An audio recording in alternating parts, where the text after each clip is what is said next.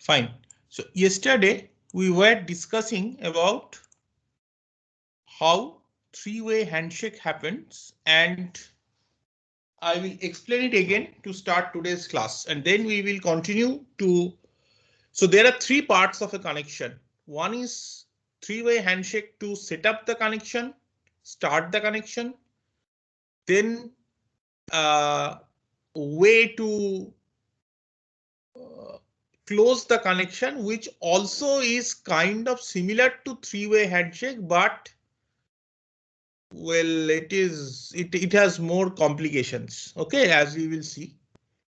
And the third is the regular data transfer that happens in between the first connection request and the end connection release. These two phases. Okay, so all these three phases we will study one after the other. First, start with connection initialization or connection, how the connection is set up.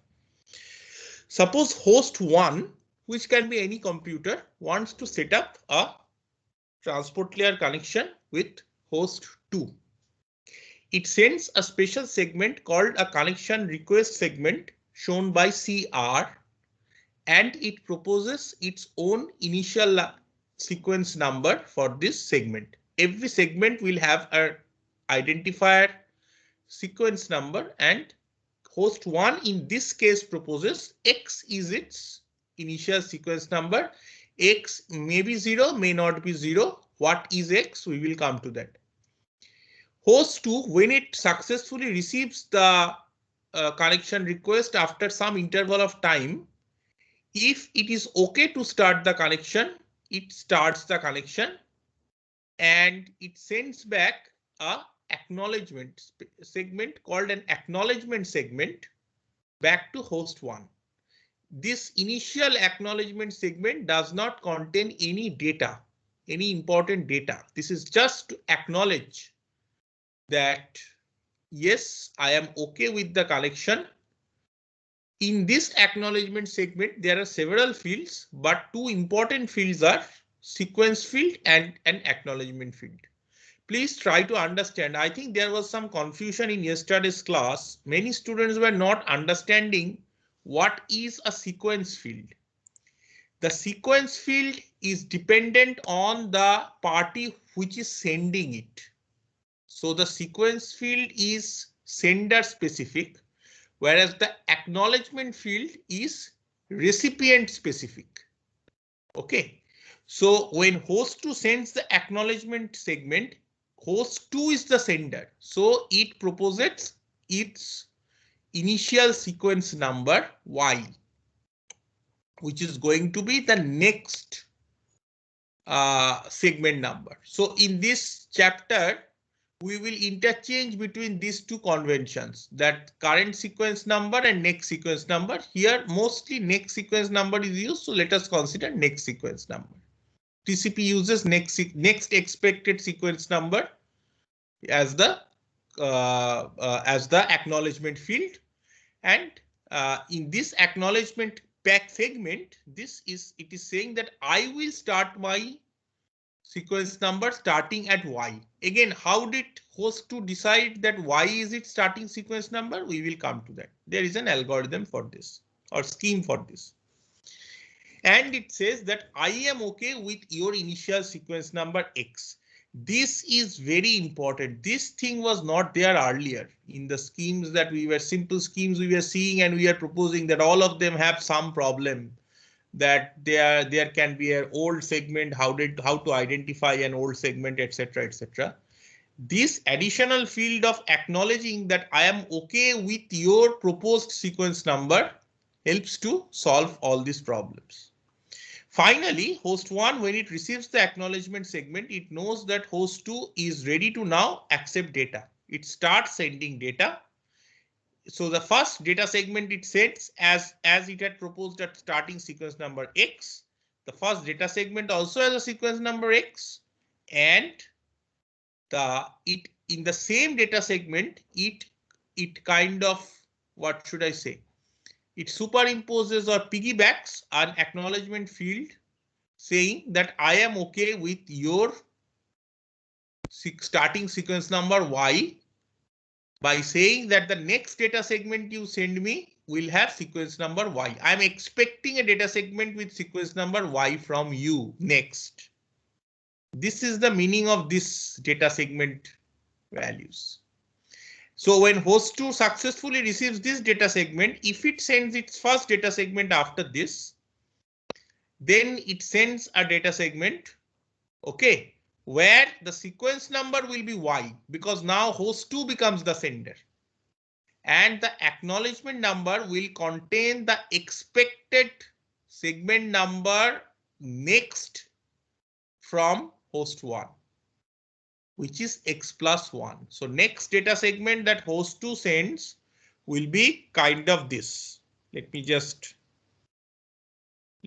write it something like, it will be something like this.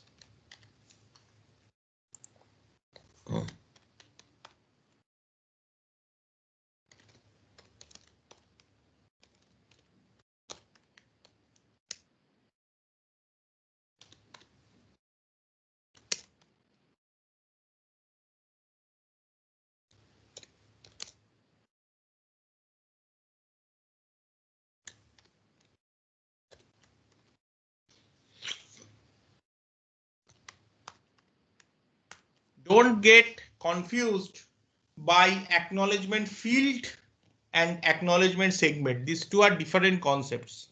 The acknowledgement field is there in every segment that is sent, whereas the ACK segment is a special type of segment which acknowledges a initial connection request.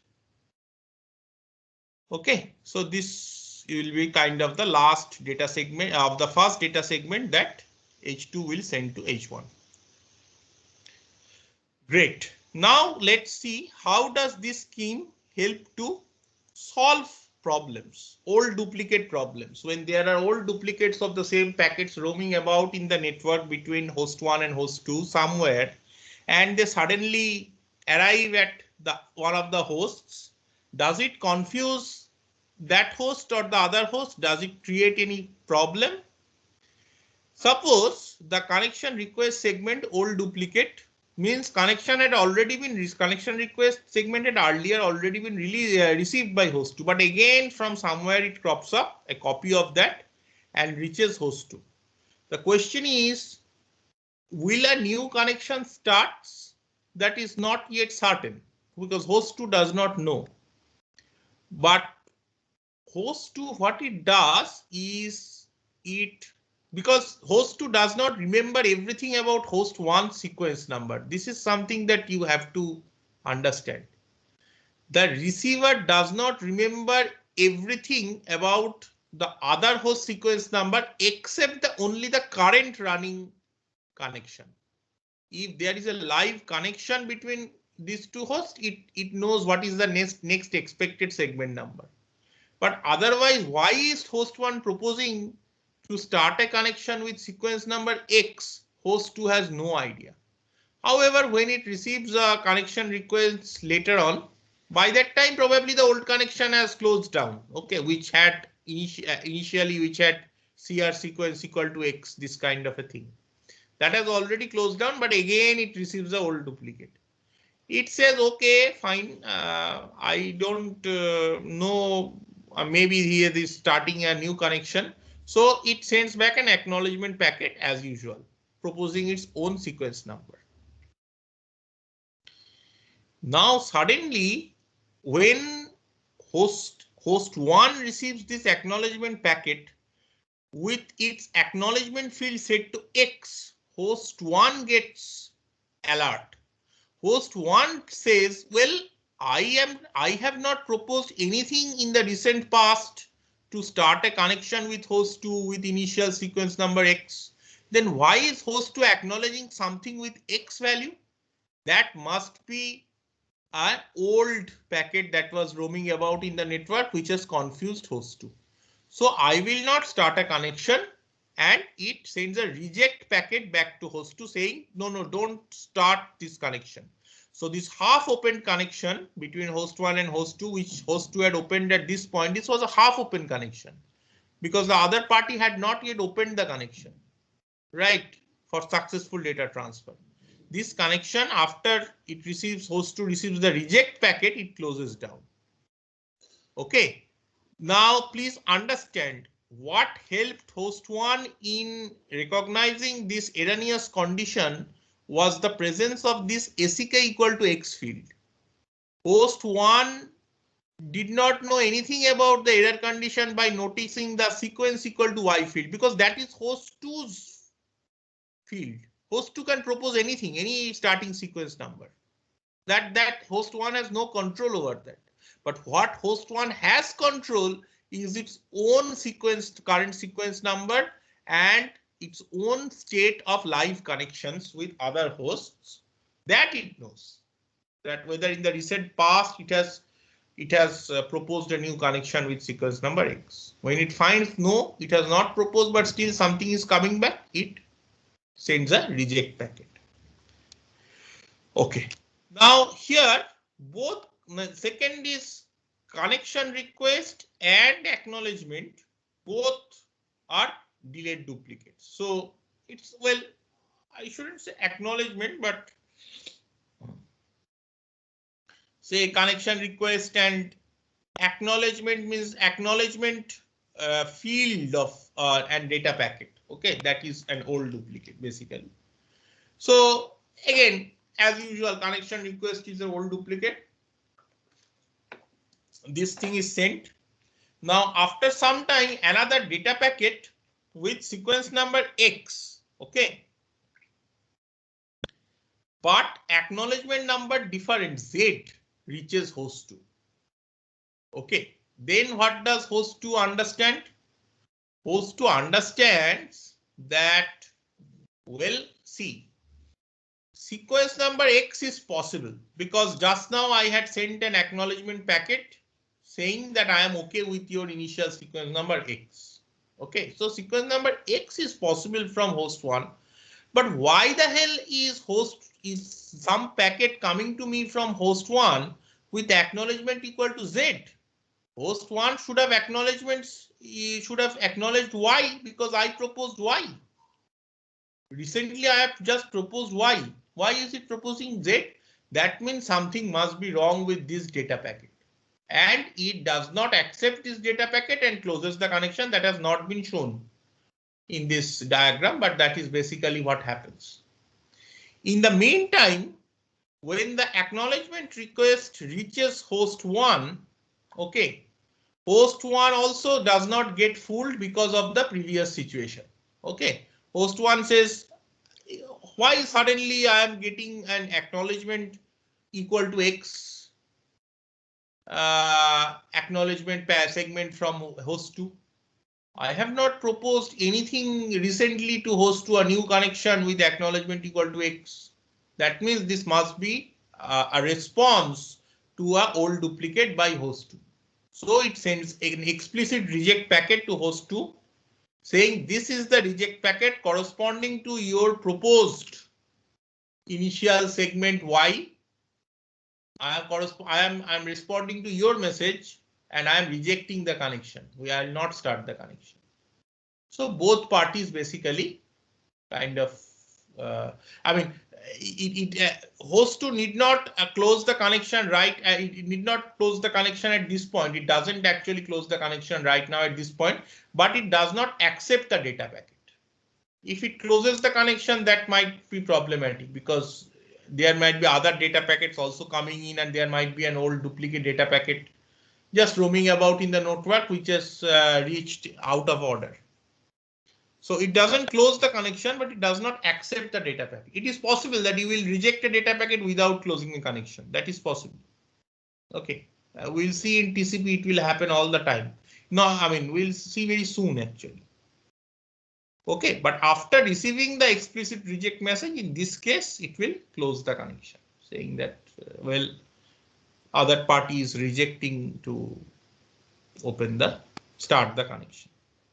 Is this clear, students? I don't think any textbook or any resource available will explain this in greater detail than what I have just now said.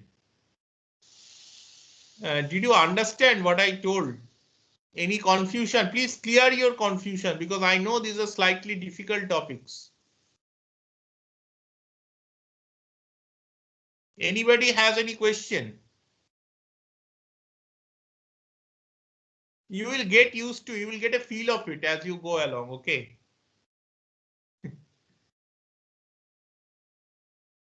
So those of you who are in this computer architecture lab in the last semester, I told you that with Verilog, you need a little bit of practice. Once you get practice, you will get a feel of what is happening, and then you can write the correct code by yourself. So it will take some time, but you will get used to it.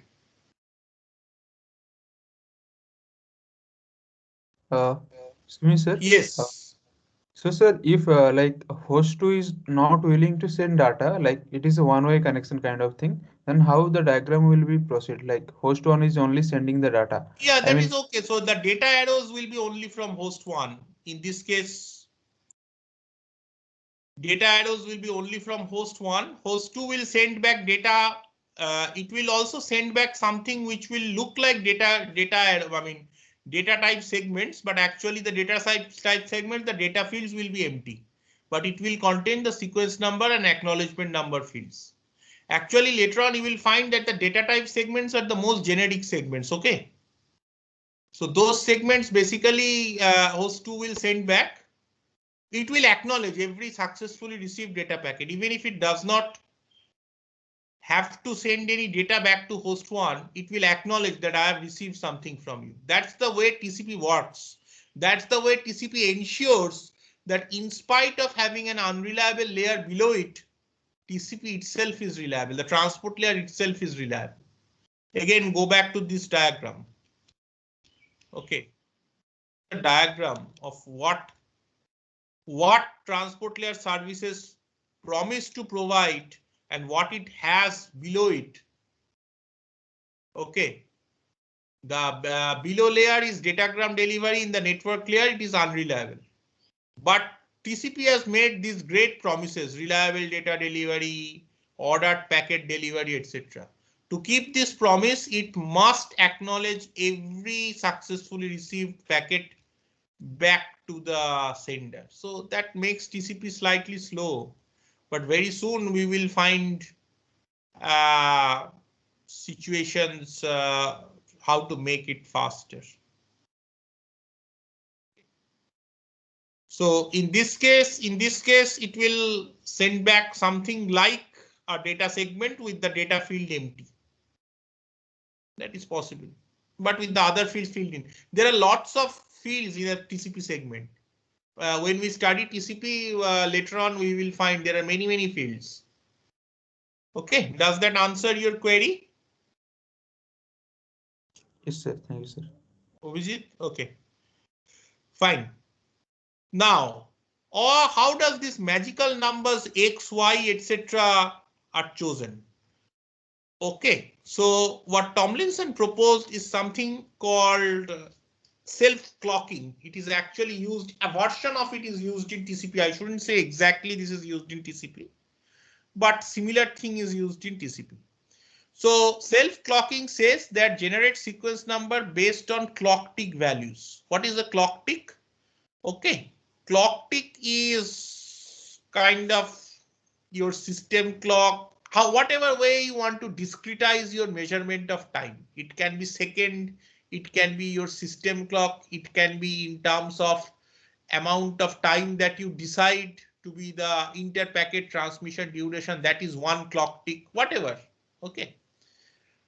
Then you use a formula. You have to ensure that the sequence number do not wrap around too quickly. So have sufficient number of bits to denote the sequence numbers. Okay, maybe 32 bits to denote sequence numbers. So maximum you will have like 2 power 32 segments before which it turns around, wraps around. And why is this important? This is important by the time the sequence numbers wrap around. Sequence number will wrap around. Okay, I mentioned it in the yesterday's class. If you are using finite number of bits, 32, 64, 128, whatever, just to denote sequence numbers, these are these are large. This will allow a large range of sequence numbers, but eventually it will wrap around. That's the rule of the game. Okay. And if your starting sequence number is towards the end of the range, say your range is from between 0 and just I'm giving a rough example, 0 and 1023. Okay, say 10-bit sequence number, and your starting sequence number is 1000. Then of course after 23 packets it will 24 packets it will wrap around. So there is not much you can do about it. But on average it should be large so that the chances of wrapping around very quickly is minimized. Okay. So Tomlinson proposed that the initial sequence number should be some V mod C multiplied by M divided by C in integers, where V is the value of the time of day clock. For example, seconds elapsed till midnight, this type of thing. C is the sequence cycle time, which should have the same unit as V. M is the maximum sequence number allowed, and M has to be greater than equal to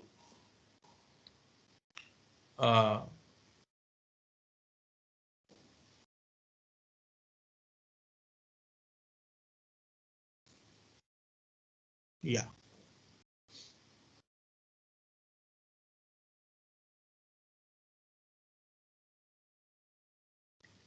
So in this way, you can do something. TCP uses are actually a simpler formula, probably. But what TCP does is, in addition, it adds a random number with this. You don't need to fully like memorize all this formula. I'm just saying this is a historical thing that he proposed. TCP basically uses its own clock, the system's clock, to generate a sequence number.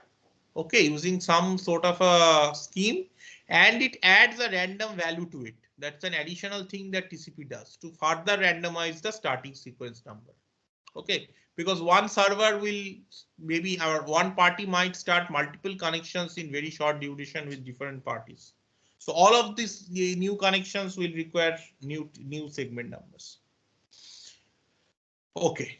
Now, as I said that we do not remember sequence number at the receiver, you only remember your own sequence number and only the next expected sequence number from the sender.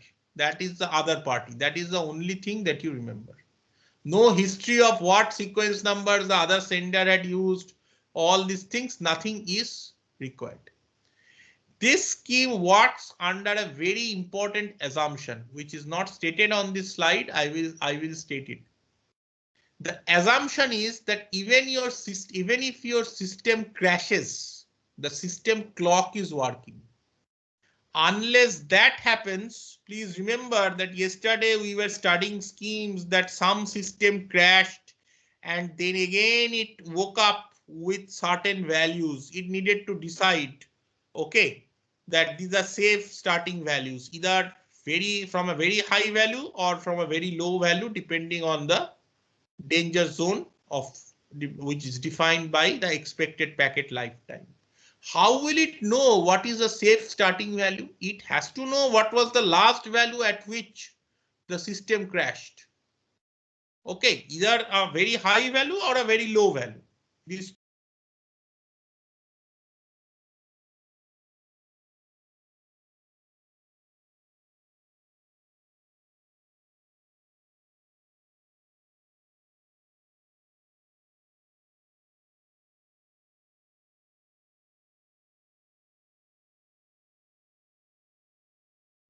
again has to be rebooted. There is a hardware system clock which keeps on running. And this is actually true in all modern computers. All of them, there is a clock, system clock, which has an additional backup power source like a battery or so, which keeps the system clock running. So that even if you switch off your laptop, power off your laptop and then switch it on after 2 days, you find that it is perfectly synchronized with the clock. You get into trouble if you have kept your power, say laptop, disconnected from power for maybe 1 year, then you switch it on then it's a problem, because by that time the inbuilt battery, backup battery, which was providing power to your system clock has run out, and again it needs to get charged to provide power to this thing. Then you need to set your system clock, etc. Okay, so this is one very important assumption, that for this scheme of initial sequence numbers to work, essentially you look at a current time, develop a modulo arithmetic mechanism to generate a number which is going to be your initial sequence number, and then you maybe add a random value to it. Okay, TCP probably does add a random value to it to make it further randomized. That's it.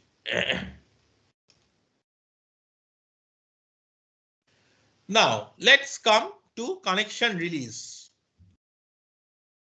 Okay, connection release in this transport segment things in a reliable way is notoriously difficult. In fact, it is impossible, as we will see very soon. Please pay attention to this. Okay, I know it is a chilly morning and many of you are sleepy, still not fully booted actually, but please pay attention, because this is something which is very peculiar, and this is based on my experience of teaching this material to previous batches of students. This is something which the students do not understand fully at the beginning. I mean, first, like, it takes some time for them to understand. The question is, how will you end a connection? Very simple question. When we talk about telephone, how do you end a connection? We say, okay, I'm done. Okay, I'm done. Let us disconnect. Bye with your friend.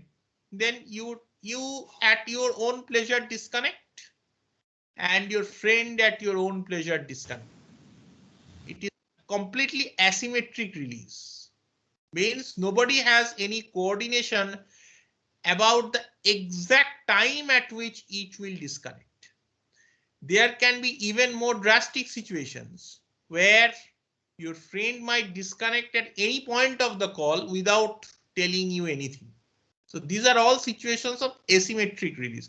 You try to coordinate the disconnect at the end of the conversation, but it doesn't actually work in practice in a coordinated way. Okay. We will try to see whether symmetric release is first possible in computer network connections. Okay, then we will find that, well, it is not possible. We have to go for asymmetric release like the telephone release, as I said.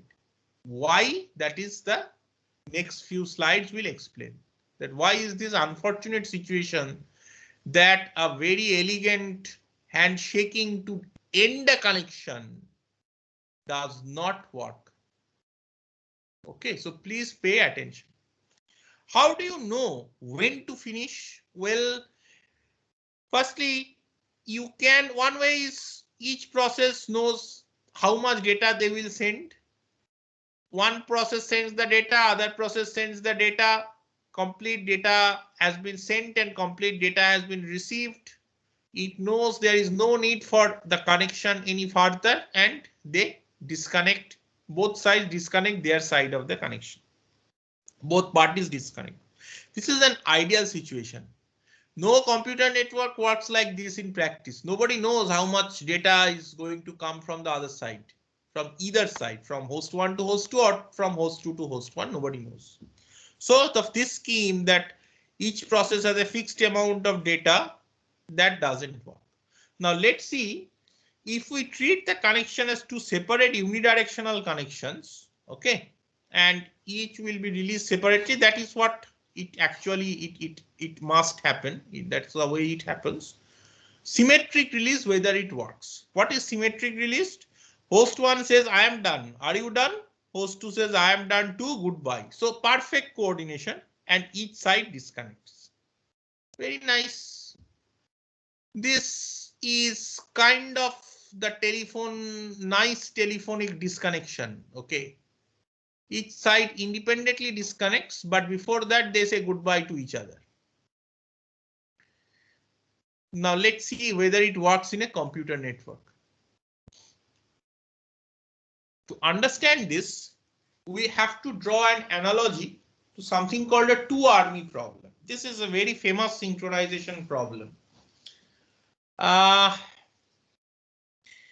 The idea is something like this. There are two armies. Okay, there is a trench, a low valley kind of a region that is occupied by a white army. And there is a blue army, but the blue army is divided into two parts. The blue army is on the two other sides of the valley on two hills. Okay. The blue army individual halves is smaller than the white army. However, if you take the complete blue army together, it is larger than the white army, which basically means that if the blue armies together attack the white army, the blue army will overall win. But if the one of the halves of the blue army attack and the other half does not join the attack, the blue army will lose. So here from the picture you see the white army has 3 soldiers, but the blue army has 2 soldiers each. The question is, can Blue Army 1 and Blue Army 2, these two halves coordinate among themselves and attack the White Army at the same time in the absence of any electronic communication, any modern communication, no email, no satellite phone, no walkie-talkie, no radio, no mobile phone, nothing? Is it possible? The only way in which Blue Army 1 and Blue Army 2 communicates with each other is via messengers, human messengers, who travel on foot from the starting point down this dangerous valley up to the other hill and then comes back to its own position and tells his commander that yes, I have successfully delivered the message. This is the only way for one half of the army to know that the message was successfully delivered. For example, say Blue Army 1 proposes, let's tomorrow attack together at 6 AM. So the messenger of Blue Army 1 will start. It will go down this valley. If he is lucky, he will reach the other side, because in the way he might be killed by White Army. But if he is lucky, he will reach the other side. Blue Army 2 will deliver the message. We will attack tomorrow at 6 AM. Suppose Blue Army 2 agrees. They say yes. Then he takes that acknowledgement yes and comes down the valley again and comes back to the Blue Army 1 and tells his commander, yes, they have agreed to the 6 AM attack. But whether he will be able to come back to Blue Army 1 is not known, because he might be killed on the way, on his way back. Which is exactly like our situation. Either the original message might get killed or lost on the way, or the acknowledgement might get killed back to the sender. So either of this can happen. Fine. Now let's see. Now another assumption is that all of the Blue Army people they are rational. Okay. They are rational people. They think rationally. If they think irrationally, then it's a different point. But we will assume they think intelligently and rationally. Now, whether they can ever agree to attack under this. The point is, no protocol exists to coordinate their attack. Let's see why.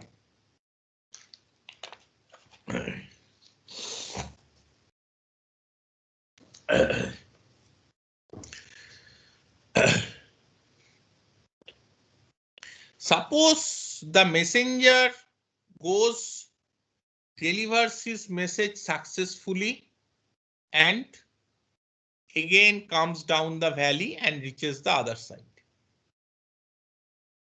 Do you think Blue Army 2 will attack tomorrow at 6 AM?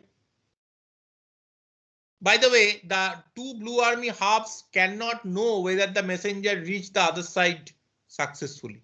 It is too far away. So they have no way of like looking through a binocular to see whether the messenger has reached the other side successfully. That is impossible. Now tell me, the Blue Army 2 had agreed to the messenger. Yes, we will attack at 6. But finally, will they take the risk rationally? Just think and tell me. What would you do? You suppose you are the commander of Blue Army 2. And you had a messenger from Blue Army 1 walk up to you, say that let's attack at 6. That time you said, okay, yes, I will attack, but finally, will you attack?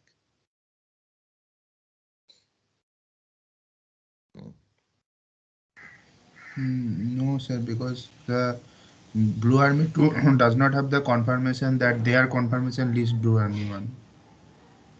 Exactly. Very good. Very good. So who was that? Who was just speaking just now? Shubham. No, Okay. sir, Shubham. Great.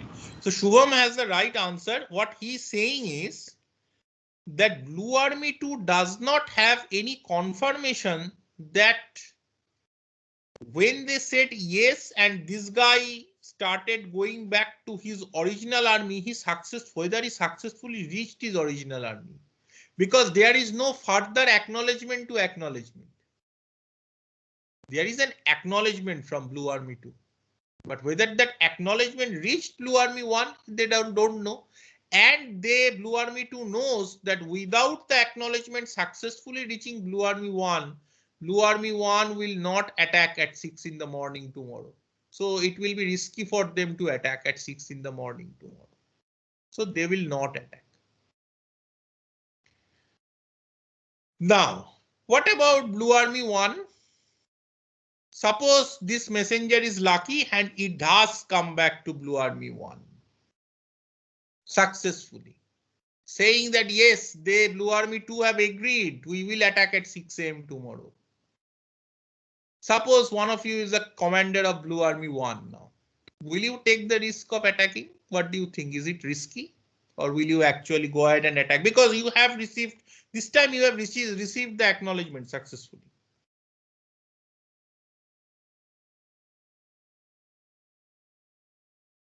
What do you think? You will attack or not attack? Sir, not attack. Why? Because Blue Army 2 doesn't know that we have received the message. So they might be retracting. They won't be attacking. So why should we? Yeah. So the thought process of Blue Army 1 is that Blue Army 2, first of all, Blue Army 2 thinks in exactly the way that I think, rationally. Okay, intelligently they think and analyze the risks. Blue Army 2, first point. Second point, Blue Army 2 has no way of knowing that my messenger has come back successfully to me. Since Blue Army 2 does not know that the acknowledgement was delivered back to me successfully, Blue Army 2 will probably not attack tomorrow at 8 AM. So I will also not attack tomorrow at 8 AM. So Blue Army 1, in spite of getting back the acknowledgement, will not attack. The problem is you can keep on increasing this. Okay, now I will send an acknowledgement to an acknowledgement. You can try setting up these more complicated protocols. Nothing will work in this case. Because the issue with this protocol is that what is happening to the last portion, the exact last step of the protocol is not known to both the parties. This is the problem. Okay. One of the steps of the protocol, the last step of the protocol, the result of that, whether it was successful or not, is not known to both the parties. One of the parties knows it is successful, but the other party will never know, has no way of knowing that whether it was successful or not. So this problem, two army problem, has no solution theoretically. Exactly for the same reason, the connection disconnect request, okay, has no solution for a symmetric release case. For an asymmetric release, well, there is a solution, but it's not a perfect solution. So we will try to do something to improve it. But let's see what is asymmetric release. Asymmetric release is, say you are a school going kid in high school or 9th or 10th, like that. You are discussing with your friend, hey, today after tuition in the afternoon, let's go for a movie. Okay. You are talking with your friend from your room. Suddenly your father comes in and you suddenly hang up. So your friend had probably was going to say, yes, yeah, I agreed, but which movie should we go, like that, something he was going to say.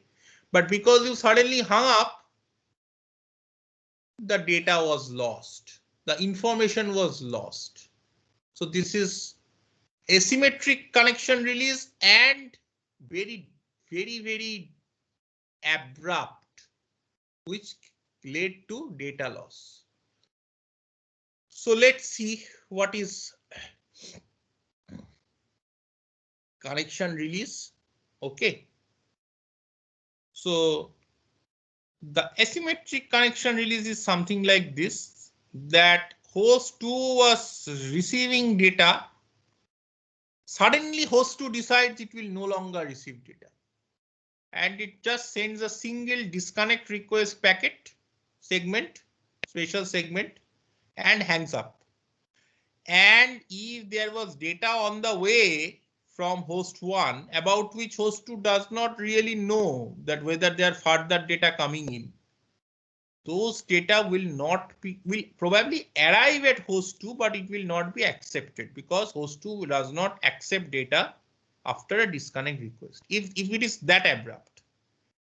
So the moral of the story is, this is, well, symmetric release does not work because of the 2-army problem.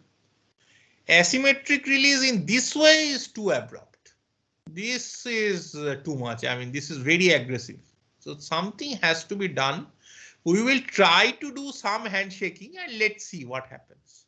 And that third scheme is basically what is used in practice. Something like this happens. There is a concept of a timer in transport layer connections. It is a very important concept. A timer keeps track of the time that has passed since a segment was released.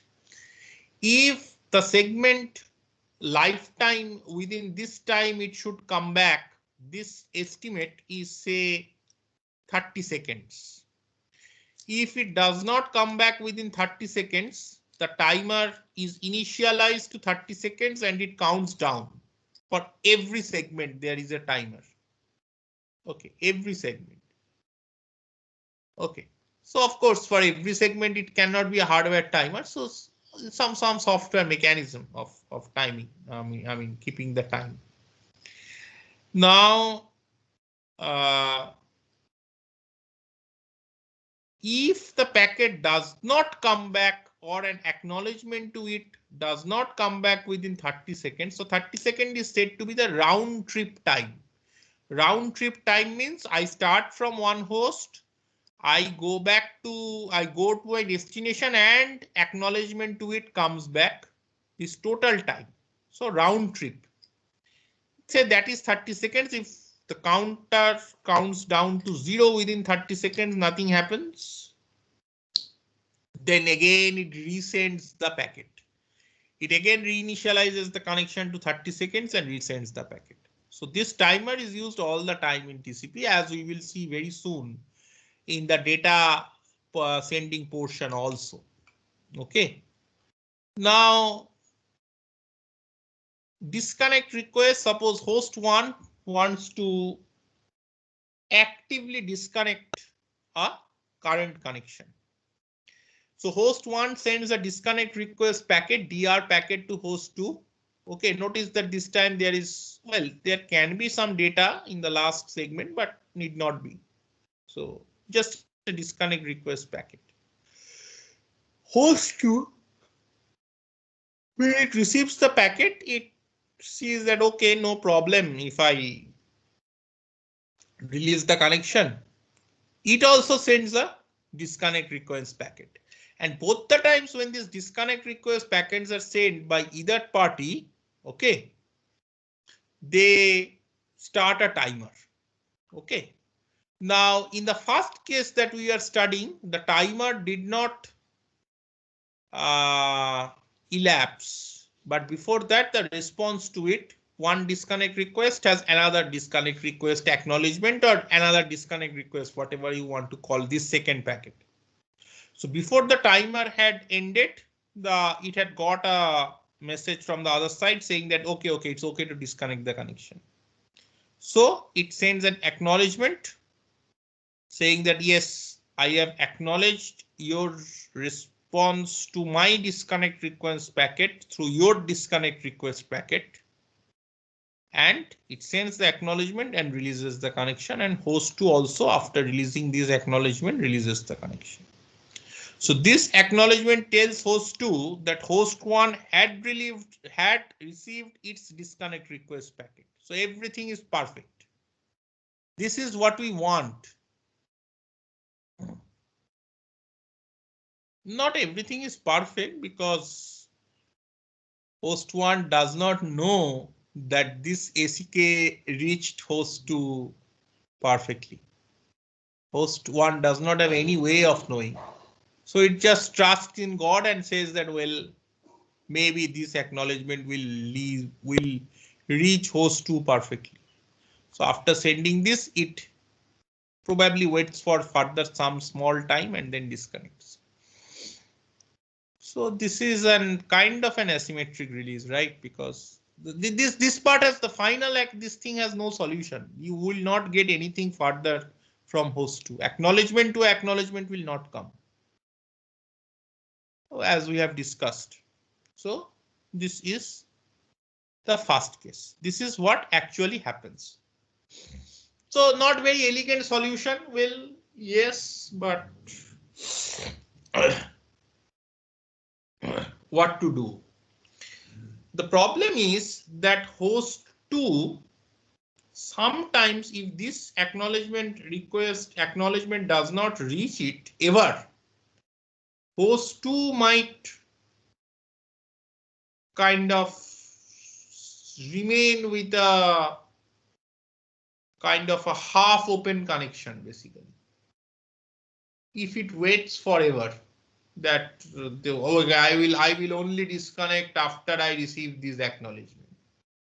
But there is no guarantee that this acknowledgement will ever reach. Okay, so let's see what can be done about it. If the acknowledgement never reaches the host, it gets lost on the way. Remember, host 2, when it sent back its disconnect request reply to the initial disconnect request segment, it also started its own connection. When the timer times out, but still it has not received the acknowledgement segment, host 2 says, okay, I don't care what the hell, I will just release the connection, and it abruptly releases the connection. So in the interval where it started the timer and where this connection was finally released, it is kind of in a hanging state, basically. It is about to release the connection, but fully not released, waiting for an acknowledgement. So it waits for an acknowledgement, but if it doesn't come, it finally gives up.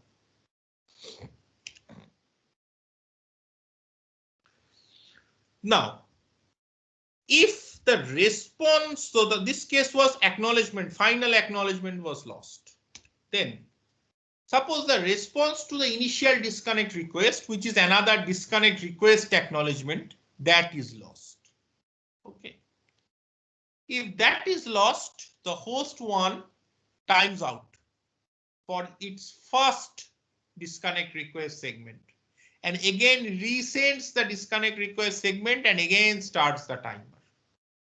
This time maybe it is lucky and it reaches the host 2. Host 2 sends back a disconnect request acknowledgement which reaches host 1. When it reaches host 1 releases the connection after sending an acknowledgement. I mean, these two events are kind of together. It happens, release connection and send acknowledgement. So it really sends an acknowledgement and releases the connection. And so when this reaches this peacefully, this host 2 releases. If it does not release, then it goes back to the previous case. Does not reach. Now, this is this is the most unfortunate case. First disconnect request reached the host 2, but subsequently all the response from host 2 was lost, and subsequently every repeated disconnect request that was sent from host 1 were all lost. Timeout, send the disconnect request again, start the timer, again it is lost.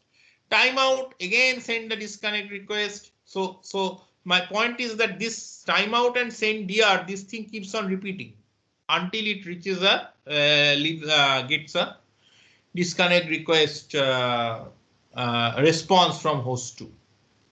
But for how long will this happen? There is host 1 also has a limit of patience. Okay. So it sets a parameter, say n, it will maximum allow up to n timeouts. So if within n timeouts it does not get a response from host 2, it says what the hell, and it abruptly disconnects its own connection, releases. On the other hand, host 2 had received an initial disconnect request, but after that he did not hear anything from host 1. Okay. So this is the host 2 situation is kind of similar to many teachers actually. You know, at the beginning of semesters, students usually from second year onward, third year, fourth year, they would come and say, sir, I want to do a project with you independently, maybe linked to my BTP, maybe outside my BTP, an independent project just to enhance my CV, because maybe later on I want to apply for higher education abroad. Their publications would help. So that is the first request. So you respond to that, you give him some papers to read, but then there is no further, nothing you get to hear from the student. So after some time, the semester ends, you give up, you understand that, well, this guy is gone, he's not coming back anymore. So host 2 also has a limit of the patience, so he gives up. He says that, okay, fine, I'll release the connection. So this is not at all elegant, but this is what is unfortunately happens in practice because of all the complications with symmetric release. Symmetric release is elegant but impractical. It cannot be implemented. Just one comment about the 2-army problem. If any of you plan to take or you are taking the distributed system course, you might be studying something called a Byzantine agreement and Byzantine fault tolerance and this type of things. The 2-army problem has connections with the Byzantine agreement problem. Byzantine agreement is a classic problem in distributed computing.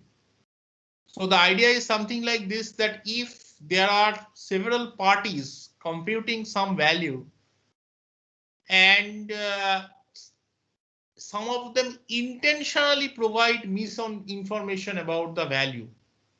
Okay, partial misinformation. Intentionally it lies about the result of the part of the computation that it is doing.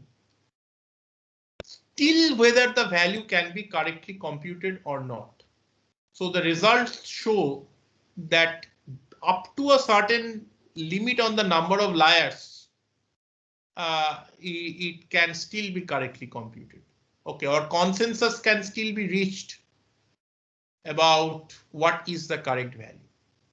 Okay, up to a certain limit, not above that. If the number of layers go beyond that certain limit, it won't work.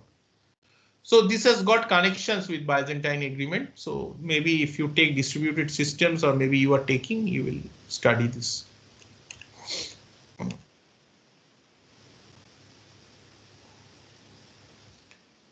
Now, another thing is that remember that the transport layer has made a promise that it will provide error-free transfer of data between two transport layer entities.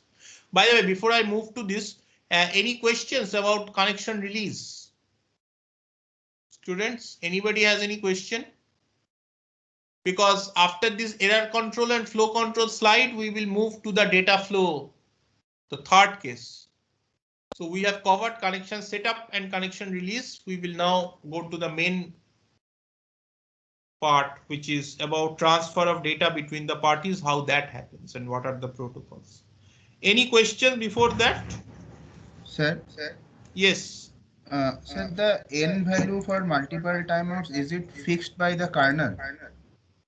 Probably yes.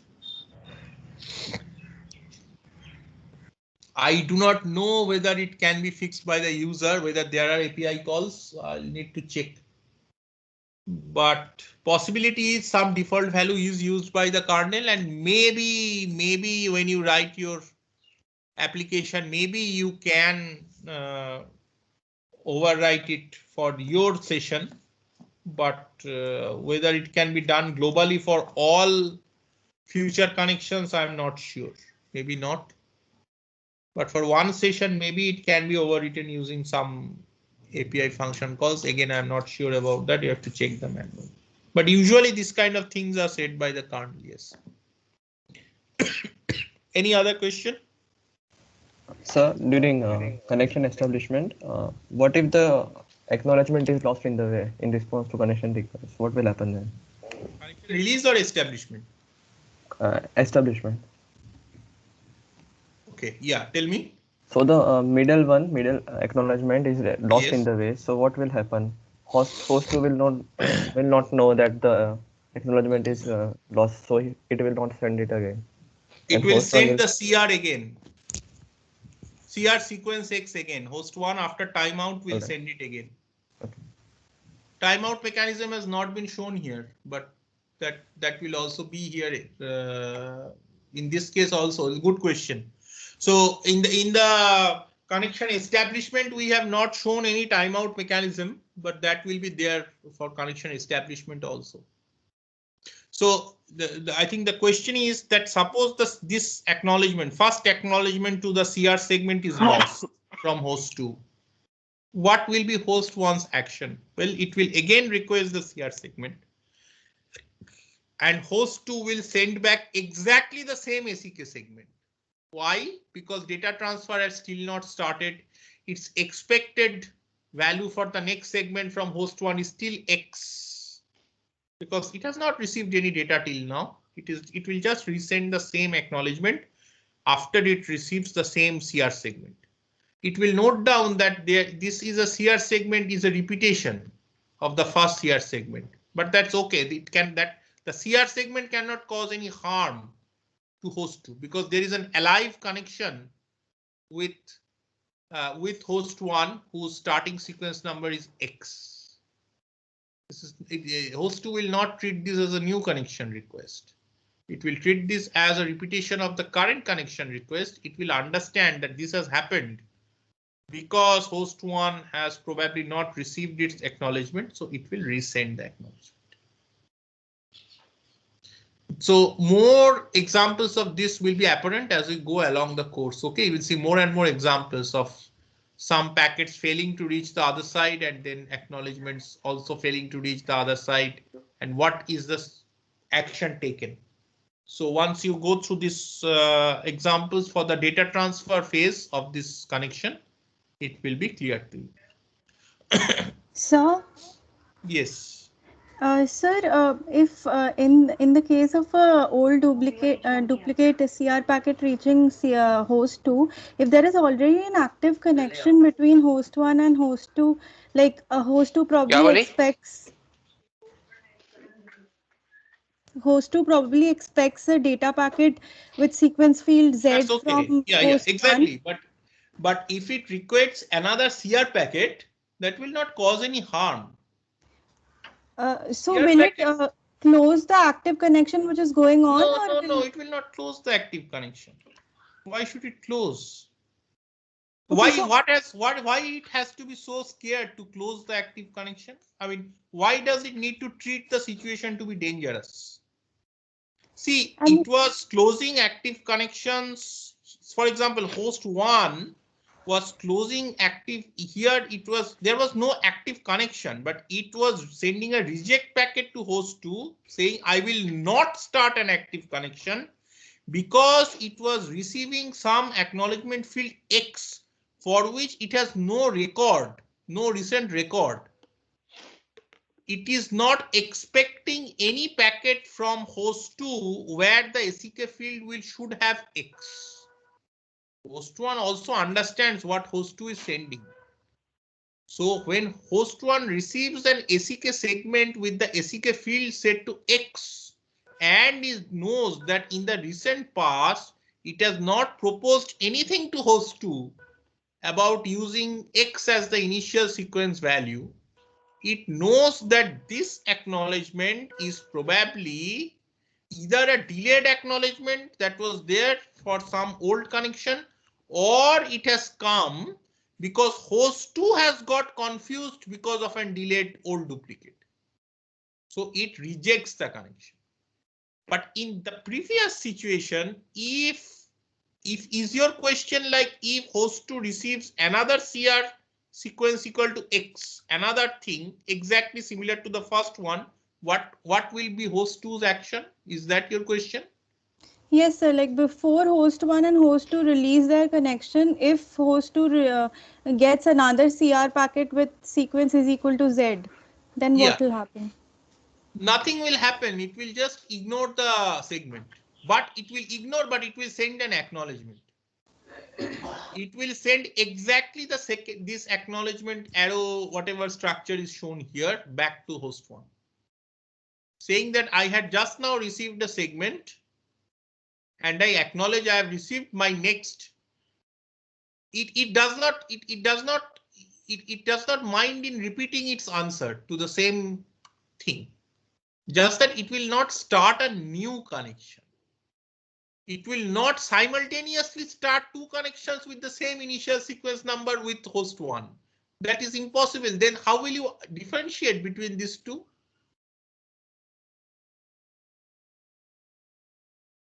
If the CR segment comes from the same host 1, port numbers are same. Port number will also be the same because the CR is corresponding to the same process. IP addresses are same. The target port is also probably the same if host 2 is a server, standard port. So all the 4 tuples, okay, host 1, host 2, port 1, port 2, all 4 are same. If sequence number is also the same, they need to understand that this is a repeated CR that is coming from host 1. I will not start a new connection for this CR. But I will acknowledge that I have received it because it understands that probably host 1 is repeatedly sending the CRs after timeout because host 1 has not received its acknowledgement. That's why it has not started sending any data. It is repeatedly keeping on sending CRs. So to resolve this situation, what can host 2 do? Host 2 cannot solve the problem in the network between host 1 and host 2. That host 2 has no control over.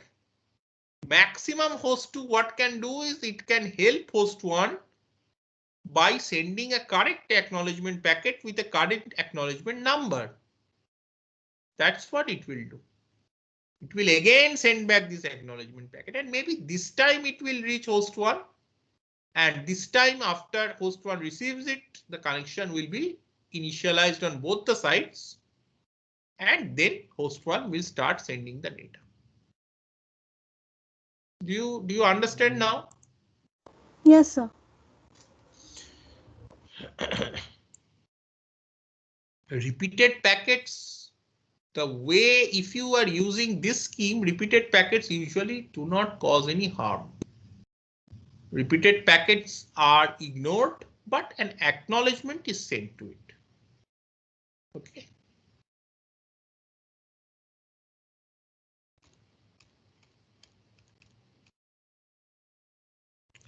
Achha.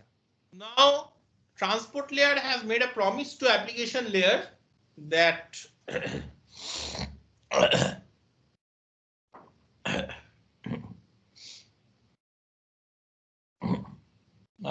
it will provide reliable service. Okay. So when you are in hall in the campus in normal times, so you make a promise to your parents, I will get good grades, my CGPA will be above 9. But the thing is, there's so much distraction in campus. It's a completely unreliable environment to study well to get 9 CGPA or above. But still, if you make that promise to your parents, you have to do something. Okay, do something extra. You have to put in extra effort, keep yourself isolated from all the distractions. Okay, and so that's what, so you have to put in some extra effort. One of the promises that the transport layer makes is that every single bit of information that the application layer gave me will be transferred perfectly without even a single bit flip to the receiver application process. To keep on this promise, it implements error correction schemes, or at least error detection schemes. They're not error correction, error detection schemes at least, in both the transport layer and also, interestingly, the data link layer. Now, the transport layer, network layer, data link layer, physical layer, all of these are unreliable with respect to preserving the sanctity of the bits, especially as you go more and more downwards through the network stack, it becomes more unreliable. If you go to the physical layer, these are at a level of electrical voltages over wires or fiber optics, optical signals modulated through fiber optic cables or radio waves, etc.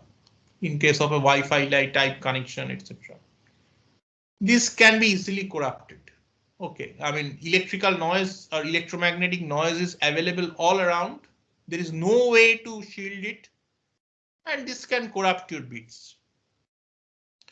But since transport layer has made a promise that it will deliver everything perfectly, it implements error correction. And if an error is detected, the entire packet is retransmitted. Unfortunately, transport layer does not have the ability to resend only the bit or the bits that got flipped, even if it can detect somehow that, well, only one bit out of 1000 bits that were sent was corrupted, and which bit was corrupted it detects. It cannot usually, but even if it does detect, it will again send the entire 1000 sized byte sized 1000 bit size packet at the from the sender to the receiver. That's how it works. The question is, flow controller, error controller at the transport layer is kind of essential. Okay, so just consider error control for now. Error controller transport layer is essential because it has made a promise. Question is, why does data link layer interestingly also perform sanity checking on every L2 link? Okay, at layer 2, data link layer performs sanity checking. Why?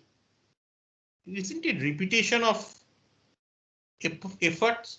Well, the interesting thing is that at the network layer or at the data link layer, it can only detect errors between two links. For example, the two links in between this router 2 and router 4, something like that. If the stuff gets corrupted inside the network layer, okay, by the router itself. The router strips down the packets and it kind of it plays with some parts of the data. If some mishap happens, this thing, the data link layer error correction, we will study it in detail later on. That cannot detect it, unfortunately. And what will happen in that case is that if the transport layer check is not there, incorrect data will be delivered to the receiver, although it passed every data link layer check. Okay, still incorrect data gets delivered to the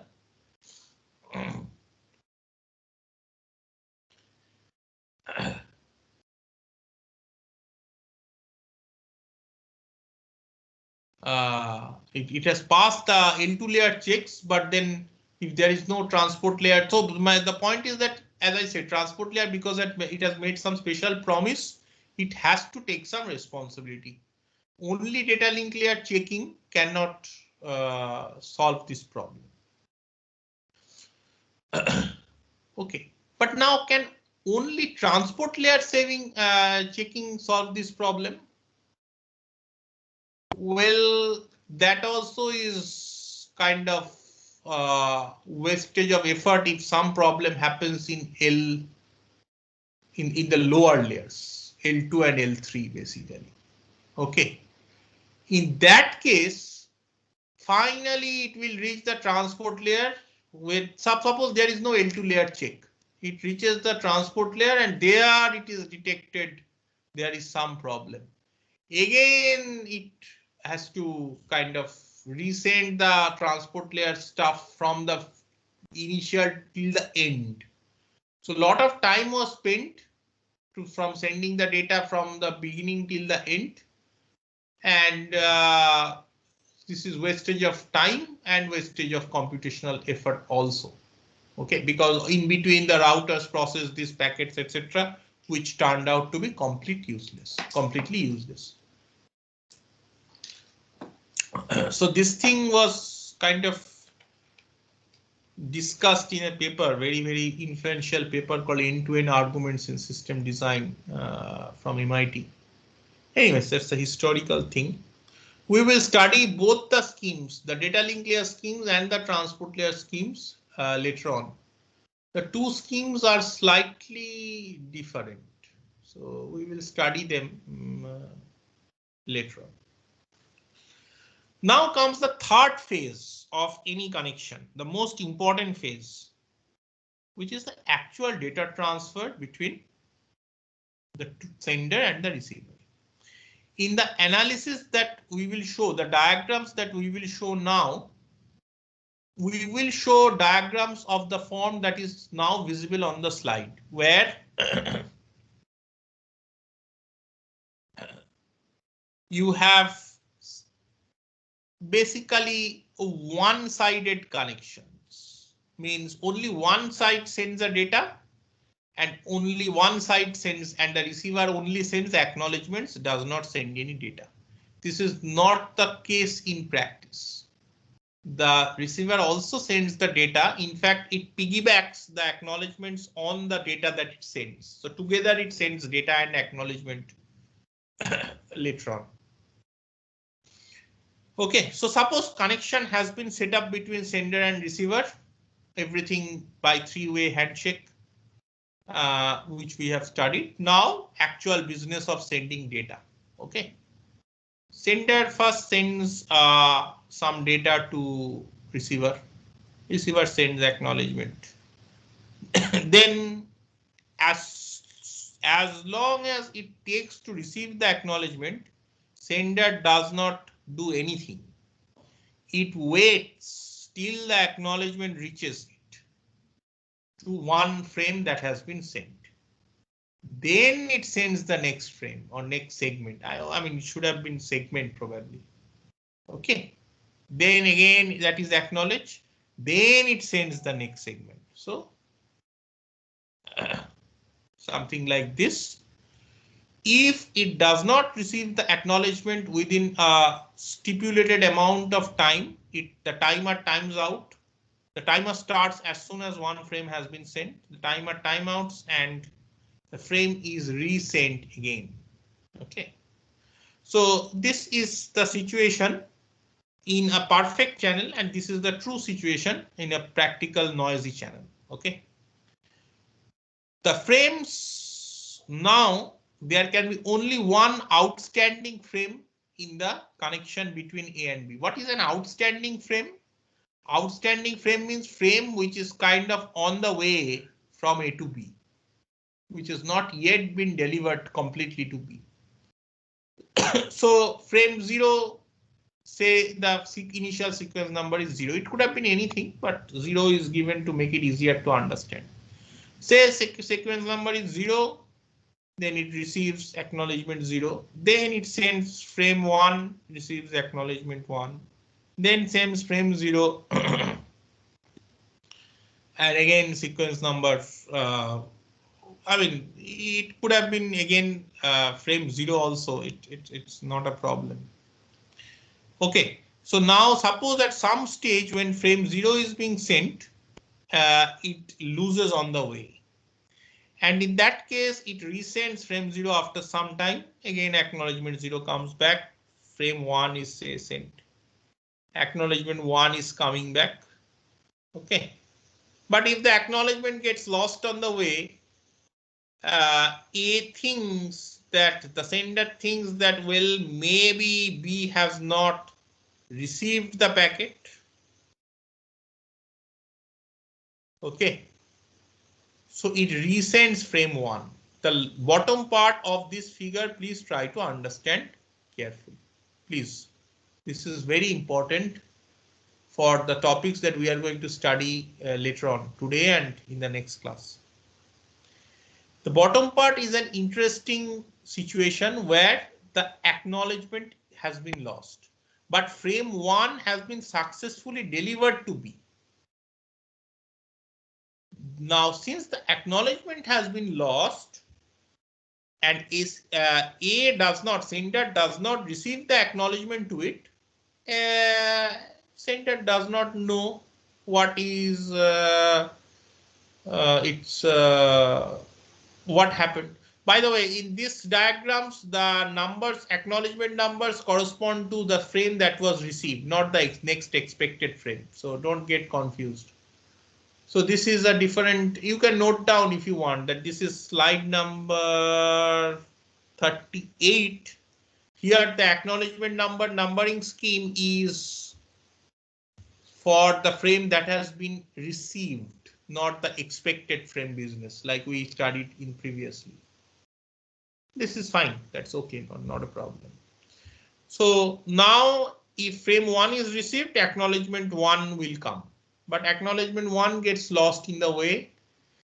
A has no way of knowing whether the frame got lost or the acknowledgement got lost. So it again resets the frame. When B receives the frame, it identifies that this is the frame with the same sequence number 1. So it discards the duplicate frame. By the way, please understand that the receiver discards frames based on their sequence numbers and other information.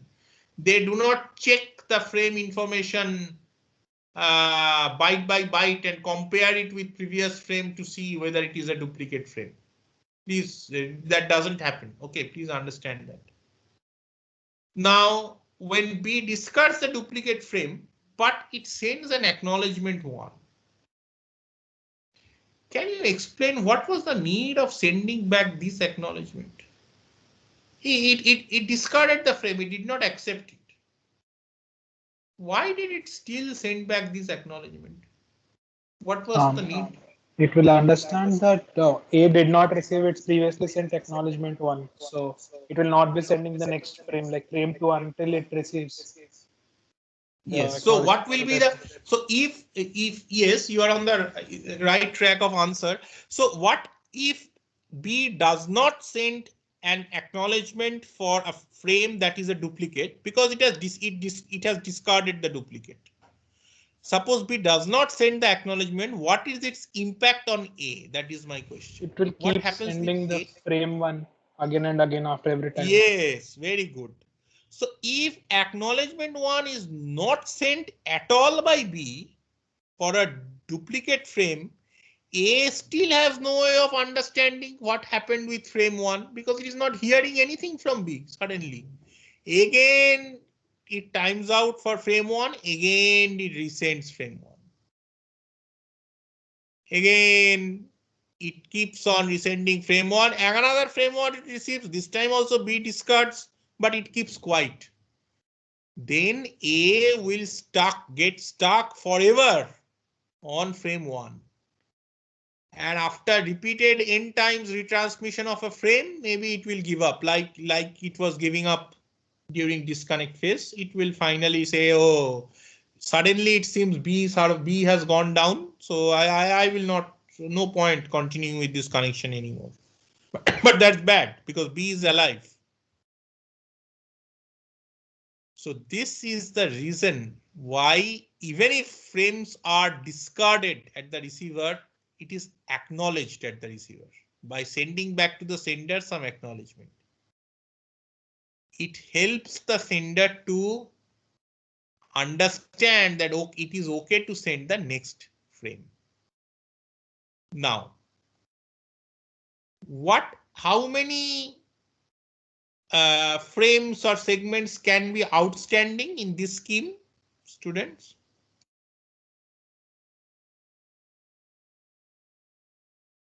One. So only one frame can be outstanding in these schemes.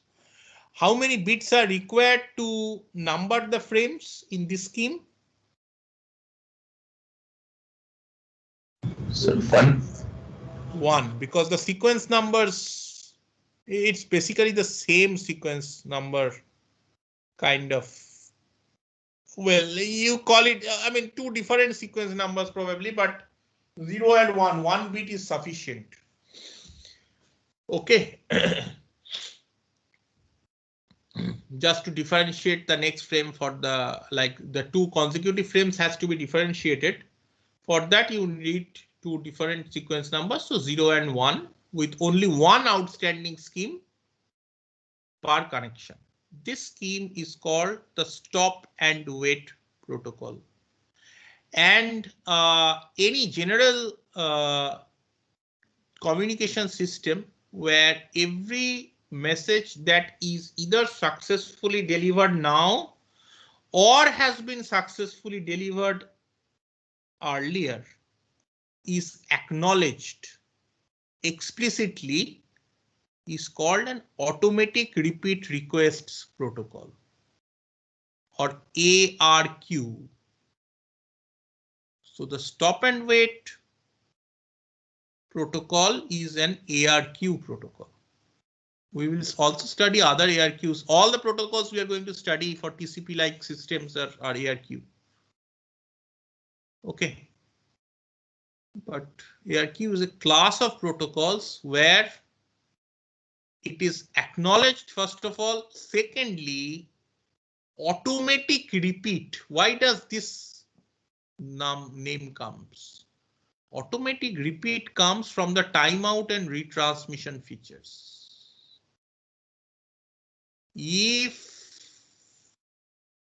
a frame does not get delivered to the other side, or it is not clear whether it was delivered to the other side because no acknowledgement was received, automatically this triggers retransmission of the frame. That's why it's called automatic repeat.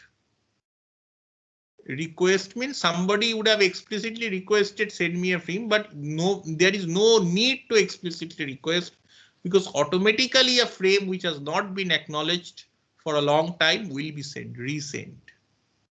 So this is an ARQ protocol. Okay. Sir? Yes. So if we use just one bit to number have the sequence numbers, then would not be the probability that the frame numbers will sequence numbers will collide with any delayed duplicate will be higher.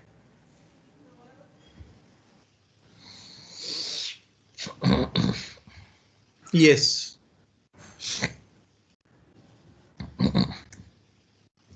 but in that case, the question is whether the time that you allow for these frames to go go to the receiver, that has to be calculated, and accordingly you have to decide how fast you can send frames. Yes, I agree that if only 2 sequence numbers are possible, then your sequence numbers are wrapping around too fast. So it's a problem actually, and that can cause some issues at the receiver. So ARQ is not used in practice for transport layer protocols. So this, what you just said now, is probably maybe one reason, but there is also another reason. Can you, any of you, say what is the other reason why stop and wait is there is not used, not ARQ is not used, stop and wait is not used that much? Why is it not used that much? I mean, is this, first of all, is this scheme efficient? Probably it's very slow because there's a lot of waiting time on the sender side. Yes. So the sender, because of this fear of, first of all, it waits for every acknowledgement, only then it resends the next packet. Secondly, there is a fear of resending packets with the same sequence number, so it will wait for a long time so that the packets die down in the network, okay, or it reaches the receiver B. So all these things means the scheme is painfully slow, primarily because it waits for the acknowledgement to come, and secondarily also because it needs to keep a band gap to be careful that it is wrapping around, sequence numbers wrapping around very fast. Okay, so this is not very practically efficient. How can we improve this? Well, there are some bombastic state diagrams here. We will go through them later on if needed. Okay. By the way, some improvements are done that please understand that this denoted effectively this denoted a unidirectional connection, kind of a half duplex connection where only one side was sending useful information, other side was only acknowledging. Actual connections is a superposition of two independent connections like this, one from A to B and the other from B to A, because B to A will also probably send data. Okay. So it is even more wastage of time, but some amount of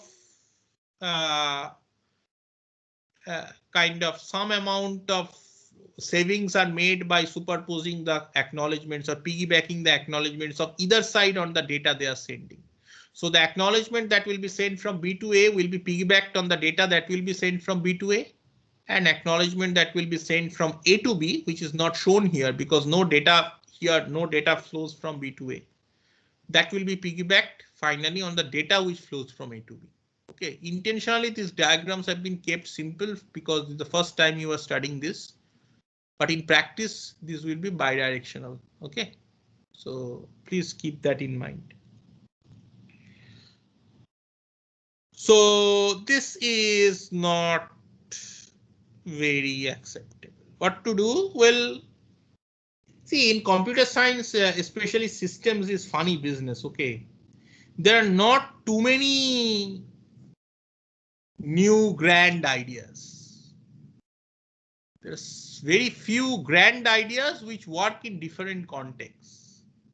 And one of the grand ideas is pipelining to improve performance, which originally is probably a computer architecture concept used in pipelined hardware of the microprocessors. What is the concept of pipelining? You say that, well, See, don't wait for the execution of one instruction to finish. You commit several instructions at one after the other, while there are several unfinished instructions currently in your so-called pipeline, maybe 5, 6, 7, whatever. Okay. The version we studied in class in the last semester, the CSE students, they had 5-stage pipeline. So 5 instructions, partially completed instructions could be present in one go. And over 5 clock cycles, the instructions get executed if there are no issues with their execution, no conflicts, etc., no hazards. And finally, everything is perfect. Every clock cycle, you will get one instruction completed at the output. This is the concept of pipelining, by which it kind of gets a speed up factor of approximately equal to the n pipeline stages. It is slightly less than n in practice, but okay, ideally n if there are n pipeline stages. The concepts are kind of similar. Stop and wait protocol, one data packet will reach from host to server, then the acknowledgement will come. Here it's not like that. Pipeline, several data packets will be sent, okay, at a burst. Their acknowledgements would also come back in bursts, and those have to be processed. This is called a sliding window protocol. Okay, why sliding window? We will come to it. Now, every outbound segment will contain a sequence number from 0 to some maximum 2 power n minus 1. So,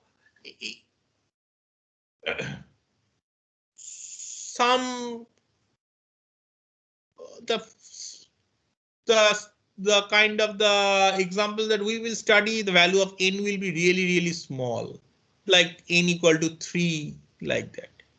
So these are like 3-bit sequence numbers. Sequence numbers vary from 0 to 7, something like that. Anyways, now the sender and the receiver maintains a set of sequence numbers corresponding to frames it is permitted to send. This is called the sending window. Remember that now the sender can send several segments at one go, and the receiver can accept several segments at one go. However, this several has a limit. This limit is called the window size or window length. Okay. So look at this diagram. This is a very nice simple diagram, but very nice diagram. Here you see this black rectangular boxes. This denotes a window. Okay. And initially the window is placed over certain sequence numbers corresponding to certain segments. The window length here is 7. Okay. The window length here is 7, whereas the sequence number space is of size 8, because the sequence number varies from 0 to 7. As we will later find that for this protocol, there is a limit on the window length. The window length must be at max 1 less than the allowable maximum sequence number. Here, since the maximum allowable sequence number is 7, the window length is 7. The window length is also 7. Okay, and sorry, I mean, it's not exactly equal to the maximum sequence number, because it is minus 2 power n minus 1, this kind of thing. So if this is 7, the maximum window length is also 7. It cannot be 8. If it is 8, this protocol does not work. We will see later on. So this is kind of the maximum window length allowed in this particular scheme, given its sequence number range of 0 to 7. It could have been a smaller window, but this is kind of the maximum length window. How does it work? Well, it first places this window on the allowable sequence numbers of segments that can be sent. When a segment is ready, it sends it. As soon as frame or segment, whatever is ready and it passed to it from the application layer, it sends it, if it is within the allowed sequence number. So these greens show segments which have already been sent. Okay. Then one comes, that is also sent. And as soon as stuff are sent, the window starts sliding right. Why does it start sliding right? To show that, well, no, not as soon as, sorry. I'm mistaken. Okay, sorry. So when this blue-green things show that something has been sent, but acknowledgement has not yet been received for this, but it was sent. Similarly, if it has frame 1 ready, it sends it.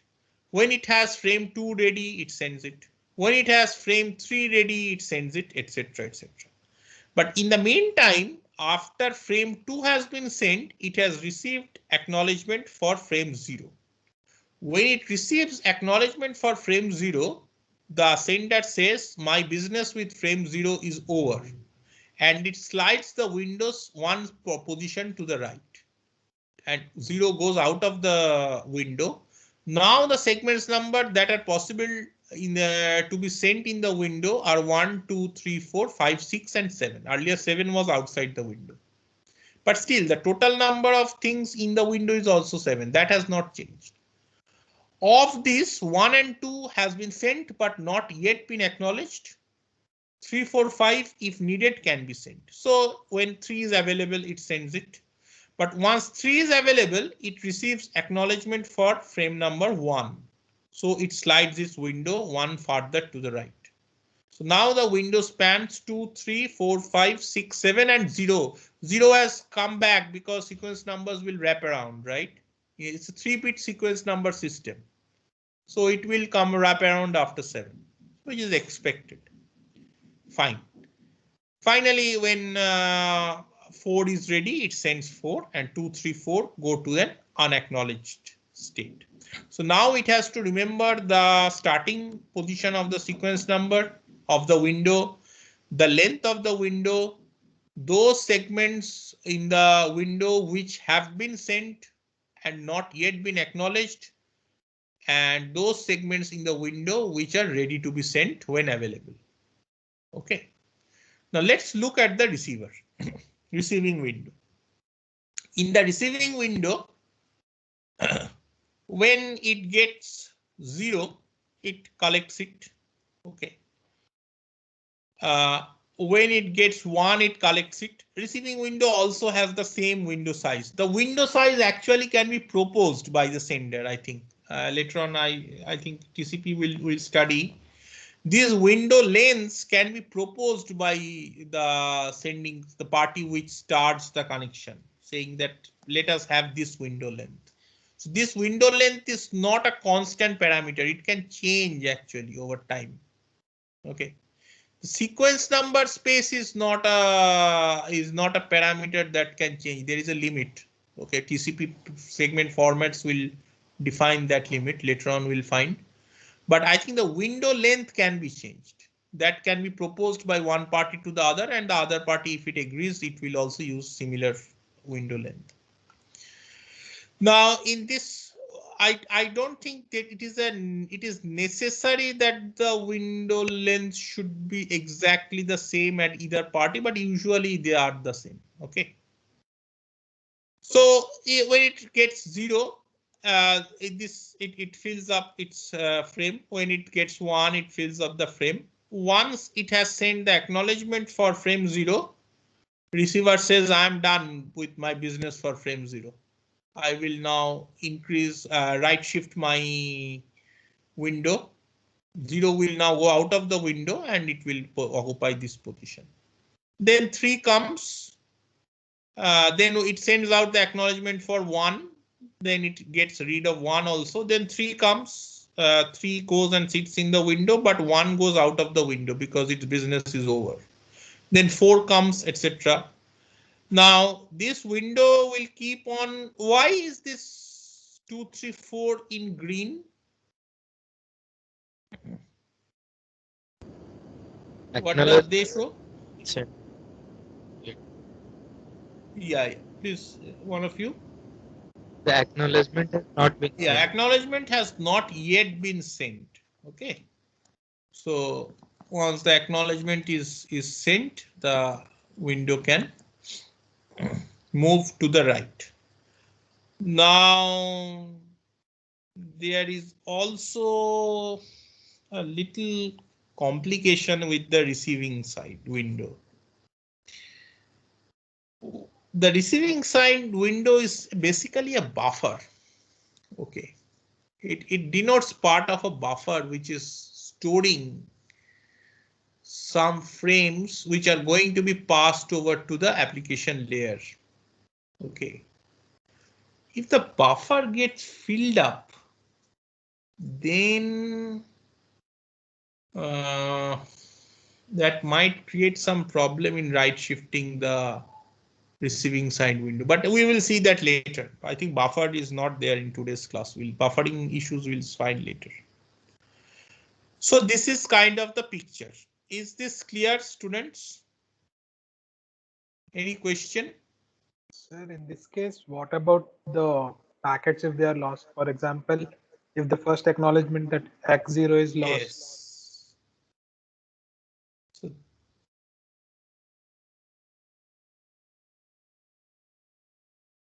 But there the are window has two schemes for packets which are lost.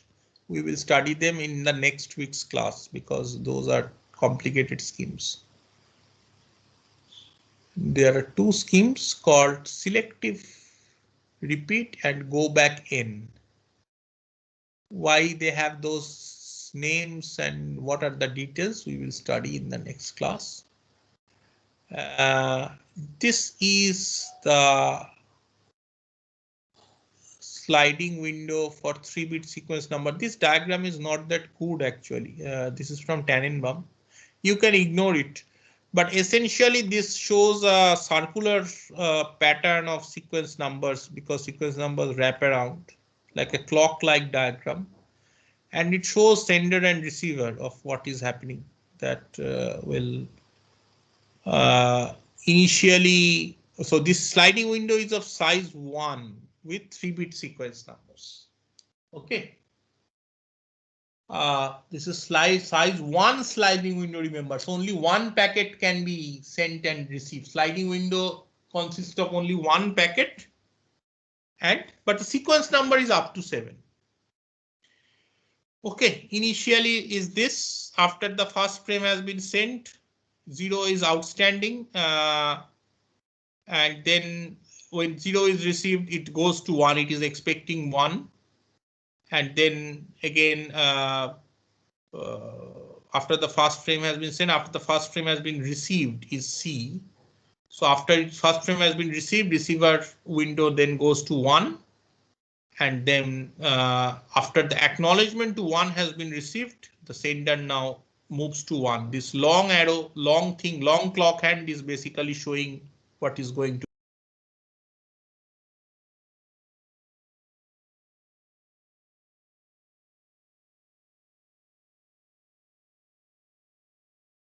Segment because now the window size is 1.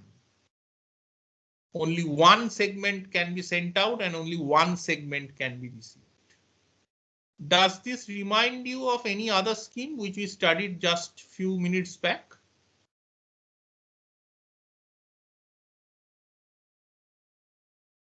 Only one segment can be sent out and only one segment can be received.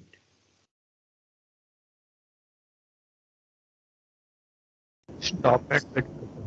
Yes, this is similar to stop and wait. This is similar to this, except one parameter. What is that parameter which is different from stop and wait for this?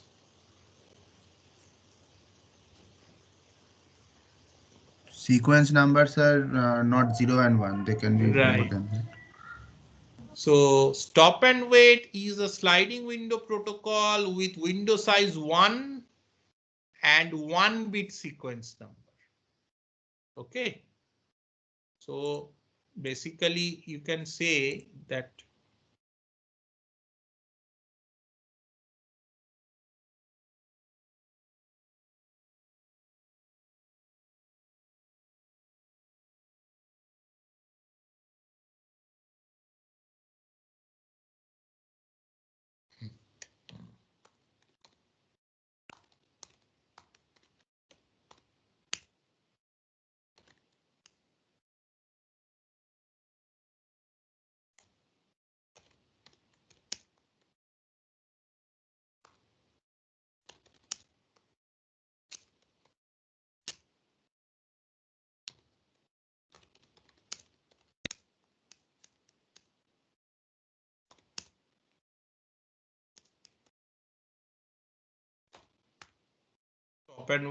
stop and wait is a very simple version of sliding window protocol. Okay.